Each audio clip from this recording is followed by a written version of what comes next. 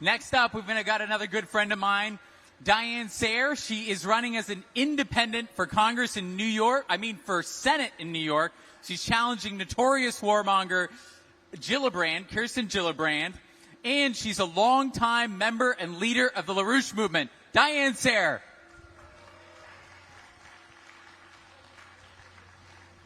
Okay. Thanks, Angela and Nick. Glad to be here again. I wish it weren't necessary, and I think it's more dangerous this time than it was before. I don't think it would be prudent to depend on the alleged rationality of Raytheon's Lloyd Austin to keep Biden from caving to Keir Starmer and allowing Zelensky to use long-range missiles to strike deep inside of Russia. Putin apparently agrees with me.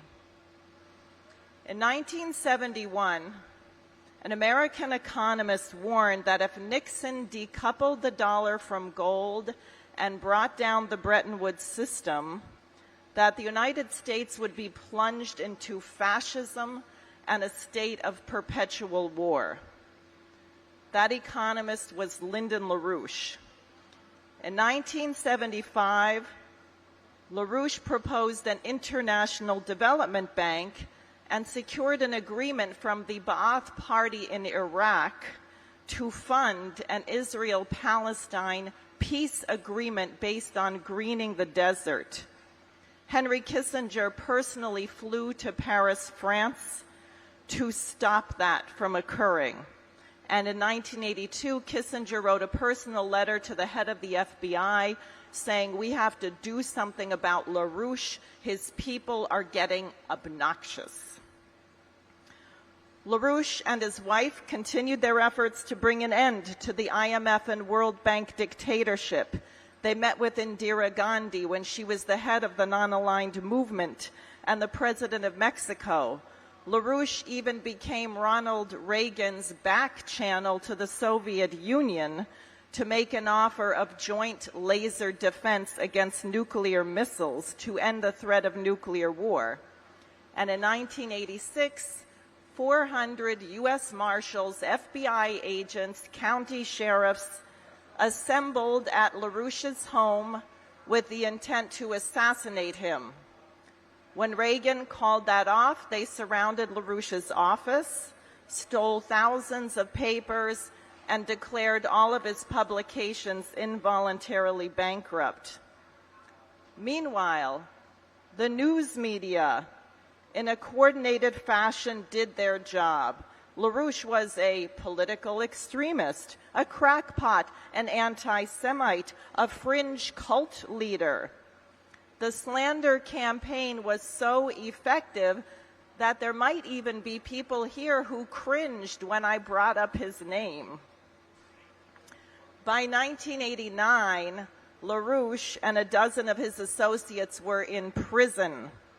His sentence was 15 years, and Henry Kissinger wrote to the President's Foreign Intelligence Advisory Board to say LaRouche should not be released on parole.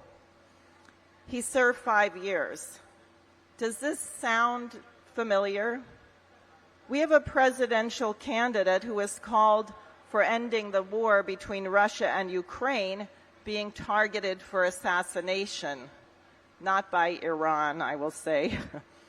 Other presidential candidates are denied ballot status, press coverage. I'm on the ballot in the state of New York against Gillibrand.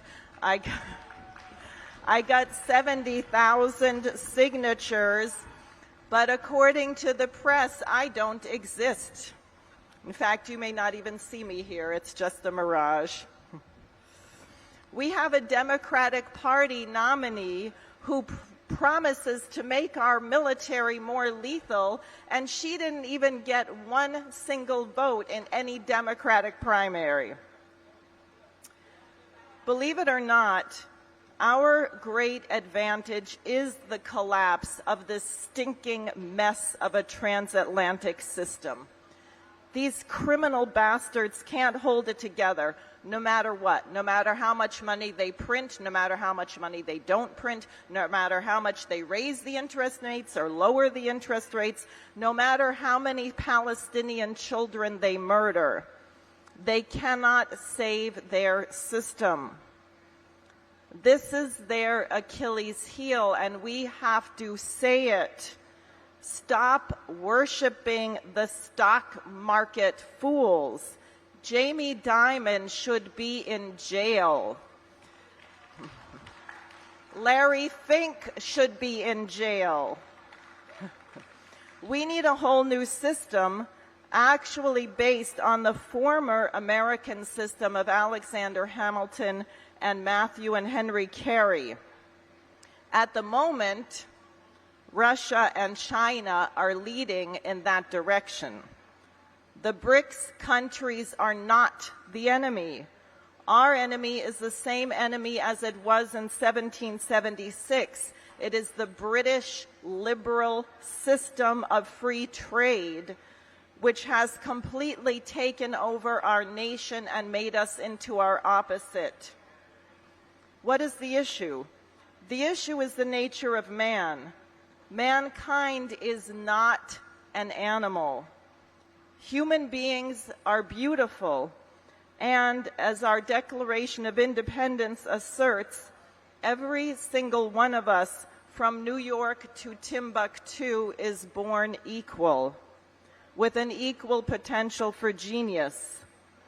This is why no one can rule us without our consent, and we elect them to protect our safety and happiness, not to loot us, kill us, and silence us when we object. We owe it to every Palestinian child to ensure that they have not died in vain, that their brothers and sisters and all children everywhere will grow up in a world where war and barbarism are a thing of the past. They will live in beautiful cities and towns with modern infrastructure, clean water, and electricity for 24 hours a day. They will have the opportunity to become violinists and astronauts. I'm going to close with a quote from Helen Keller, who is a great American, both deaf and blind, for those of you who may not know who she was, on her thoughts when she visited the Empire State Building. This is a letter. She writes, Forest Hills, New York, January 13th, 1932. Dear Dr. Finley, after many days and many tribulations which are inseparable from existence here below, I sit down to the pleasure of writing to you and answering your delightful question. What did you think of the sight when you were on the top of the Empire State Building? Frankly, I was so entranced seeing that I did not think about the sight. If there was a subconscious thought of it, it was in the nature of gratitude to God for having given the blind seeing minds. As I now recall the view I had from the Empire Tower, I am convinced that until we have looked into darkness, we cannot know what a divine thing vision is.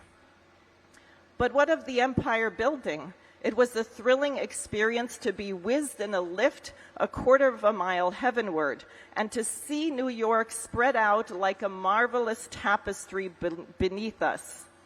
There was the Hudson, more like the flash of sword blades than a noble river.